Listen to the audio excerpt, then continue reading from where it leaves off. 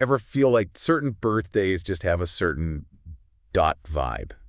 You know what I mean? Like if you meet someone born on, say, January 20th, you just know. It's funny you should say that. Right. We actually got an excerpt from Adam's birthday book that paints a pretty vivid picture of folks born on January 20th. Interesting. Okay, so what's the verdict? What are they like? Well, the first thing that jumps out is this phrase, intensely alive. Intensely alive. Okay, but what does that even mean, really, in real life terms? Well, the book kind of connects it to, like, making snap decisions. Yeah. And being really into, the unexpected. So picture that friend who's like always up for anything. The first one to say yes to an adventure, even if it means a little chaos. That's the kind of energy we're talking about. Oh, I totally see that. And it's not just about being like high energy, right? Yeah. It's more like a certain fearlessness, Yeah. a willingness to just dive headfirst into things. Exactly. But then, of course, you know how that goes, that impulsivity can be a double-edged sword. Oh, for sure. So are they walking contradictions? Well, the book also mentions, like, a quick temper. So they might be the life of the party, but maybe don't get on their bad side. Noted. So no surprise clowns at their birthday party. Got it. Probably a good call. But here's the thing. Even with those, fiery moments, the book is quick to point out their good nature. Really? Yeah, it talks about this deeply human quality about them that really shines through. Deeply human. I like that. Tell me more about that side of them. Okay, so the book talks about their love of, like, strong friendships and their generosity.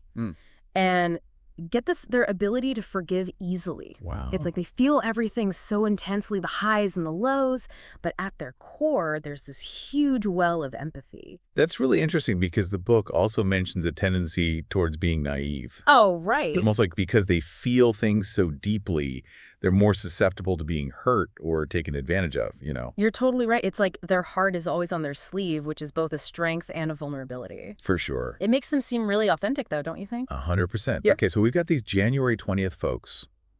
Impulsive, passionate, maybe a tad volatile, but deeply caring and forgiving.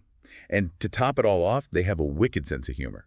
Oh, right. We can't forget the humor. And the book connects that to their profound inner sensitivity. Oh, interesting. Yeah, like maybe that wit is a way of processing those big emotions, almost like a coping mechanism. So it's more than just surface level charm. It's like a sign of their depth and their ability to find the humor in things even when life gets tough. Exactly. They might use it to deflect, to disarm, or even to connect with someone on a deeper level. It's all part of how they navigate the world. I love that. Okay, this is already so fascinating. I can see how all these seemingly contradictory traits actually work together, It creates this dynamic, really compelling personality. Right. It's like we're peeling back the layers, and it just gets more and more interesting. Absolutely. Yeah. Now, the book also mentions that January 20th individuals often lead highly private, even secret lives. Wait, does that contradict everything we just talked about? How can someone be so intensely alive, so present, but also crave that much privacy?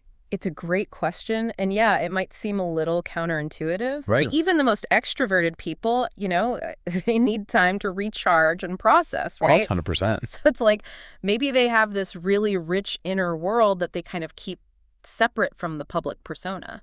That makes a lot of sense. Like juggling two sides of themselves, that outward energy, and then this, like, inward contemplation. Yeah, exactly. And that duality, that's part of what makes them so fascinating. They keep you guessing, those January 20th folks. This is making me think about how some people are really into astrology. Uh-huh. And I always thought it was just about, like, sun signs, but this book really dives into it. Oh, yeah, totally.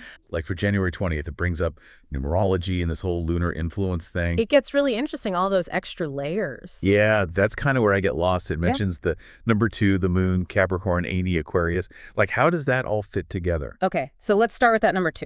Okay. In numerology, it often represents, like, duality, balance, relationships, that kind of thing. Interesting. Which makes sense, right? Considering we've been talking about those two sides of January 20th. Right. That push and pull between, like, being outgoing versus needing their space. Exactly. Yeah. And being impulsive, but also having all those deeper emotions. It's like they contain multitudes, to quote Walt Whitman. Love it. And, the book even suggests that this duality can make them super compassionate and understanding of other people, but also maybe a bit prone to being easily hurt or feeling conflicted. Wow, yeah, I can totally see that lining up with everything else we've been talking about. So what about the moon? What does that represent? The book ties it to heightened emotionality and intuition. Okay, so again, pretty fitting, right? Right. It's all connected to that passionate nature of theirs and how they seem to really lead with their hearts. Like, they might be the type to make a decision based on gut feeling over pure logic. So if they get a bad feeling about something or someone, they're not going to just ignore it. Probably not. Now, the Capricorn and Aquarius blend, this is where it gets extra interesting. Okay, hit me with it. January 20th is right on the cusp of those two signs, right? And those signs are pretty different. Okay, so set the scene for me. First, what's a cusp? And then what do those two signs actually represent? Sure, so a cusp is like the astrological Venn diagram, right? You're blending the traits of both signs. Makes sense. Capricorn, on one hand, think grounded, disciplined, ambitious. Picture like the CEO who puts in tons of hours, laser focused on their goals. Oh, okay, so that's where that dictatorial tendency comes in that the book mentioned. Exactly. But then we've got Aquarius. They're the free spirit, the innovator. They might be all about, like, humanitarian causes, breaking down walls, challenging the status quo. That's their thing. Wait, so someone born on January 20th is stuck between wanting to be in charge and wanting to totally upend the system. It's that dynamic tension. And honestly, that's what makes them so interesting. I can only imagine. It's this constant dance between structure and freedom, ambition, and, like, a little bit of rebellion. Oh, wow. So they might be drawn to leadership roles, but they'd probably have a really unique approach. 100%. They might even, like, completely turn those roles on their heads. It's like they're hardwired for success, but also for disruption at the same time. Exactly. And that might be why they're often drawn to creative fields. Or they just find really unconventional paths to success because they're not afraid to, shake things up a bit. This has given me a lot to think about. Actually, I have a friend born on January 19th. Oh, really? Do you think those Capricorn traits are still super strong? Or is it like a night and day difference as soon as you cross that cusp? Well, the cusp is a strong influence, but those born even a day or two away, they're still going to feel the pull of both signs. Okay, so it's more like a spectrum. Exactly. So your friend might be a bit more, say, pragmatic than someone born right on the 20th, maybe a little more cautious. Success. But that Aquarian influence, it's still there for sure. Okay, cool. I love how there's always more to explore with this stuff. Right? Speaking of which, we haven't even touched on the tarot section yet. Oh, yeah. This book singles out the Judgment card for January 20th.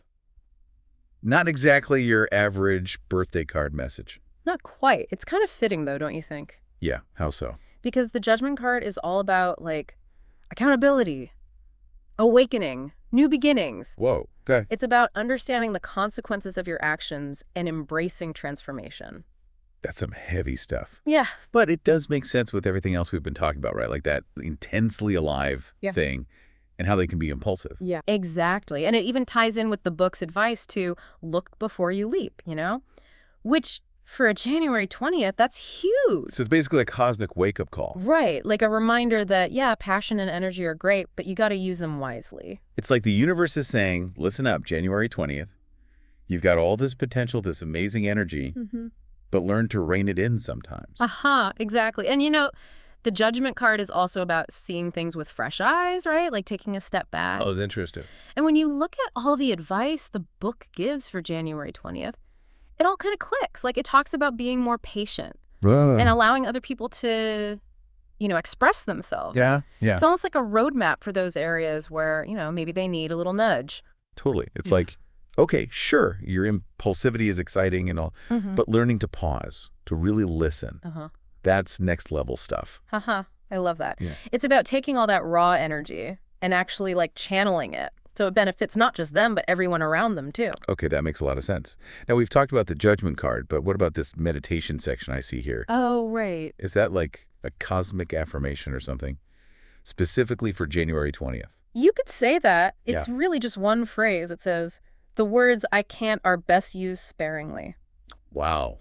Powerful, right? It really is. It definitely speaks to that like can-do attitude, but also maybe a little bit of humility, like acknowledging that everyone has limits, even the most capable people. Exactly. It's like embracing those challenges, pushing boundaries, but also knowing when to, take care of yourself and maybe ask for help sometimes. This has been seriously eye-opening. Who knew there was so much to uncover about January 20th? Right. It reminds you that every birthday, every person really, it's like its own little universe, Yeah. full of contradictions, complexities, all that good stuff. So true. It makes you wonder, what would the movie version of a January 20th life even look like? Oh, that's a good one. Would they be the hero, always charging into the unknown? Or maybe, like, the unpredictable sidekick who steals every scene? Or maybe, just maybe, they're the one writing the script. Pooh. Defying all expectations, leaving everyone breathless with their, passion, their big heart, and just a dash of cosmic chaos. Now that's a movie I'd watch. And on that note, we want to hear from you. Are you a January 20th baby? Or do you know someone born on that intriguing date? Tell us what resonated with you, what surprised you. Share your stories, your thoughts, your own insights on social media. And until next time, keep exploring. And keep those deep dive requests coming.